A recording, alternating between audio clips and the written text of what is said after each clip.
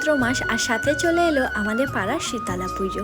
So hello everyone, আমি মাম আবারও চলে এলাম তোমাদের সাথে একটা ছোট্ট মিনি ব্লগ শেয়ার করতে। চলো দেখো আমাদের পাড়ায় কেমনভাবে শীতলা পুজো হয়। এদিকে কুলো বেরিয়ে গেছিলো সকাল সকাল, তারপরে এদিকে আমরা চলে গেছিলাম পুজোর ওখানে মণ্ডপে বসার পরে এখানে সোজা আমি চলে এলাম মনাকে পান্তা খাইয়ে নিয়ে আমি চলে আসি নিচে।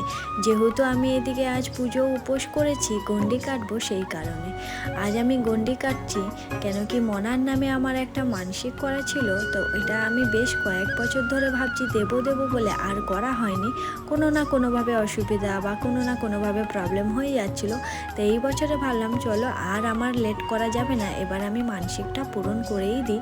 আর এদিকে ছোটোটাকে দেখতে পাচ্ছ, ও যে কী মজা পাচ্ছিল আমাকে দেখে এবং সবাইকে দেখে, বেশ ও অনেকটাই মজা পাচ্ছিল।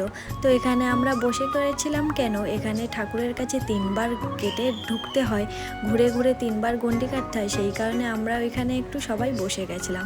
যেহেতু অনেকটা ভিড়, অনেকটা লম্বা লাইন, সেই কারণে এখানে তারপরে ধনু উড়ানো হবে। এই নিয়মটা হওয়ার পরে তারপরে আমরা সবাই বসবো অঞ্জলিতে। এইটা আমি এবছর আর সেইভাবে দেখতে পাইনি, যেহেতু আমি ওদিকে গণ্ডি কাটছিলাম আমি লাস্টের দিকেই ছিলাম, সেই কারণে আর দেখা হয়নি। আর চলো বলি কেন আমি গণ্ডি কাটলাম। আমার মনার নামে কিছু মানসিক করা ছিল, সেইটা আজ আমি পূরণ করলাম। তো আমার ভিডিও কেমন লাগলো অবশ্যই জানিও। আজ এই পর্যন্ত, টাটা।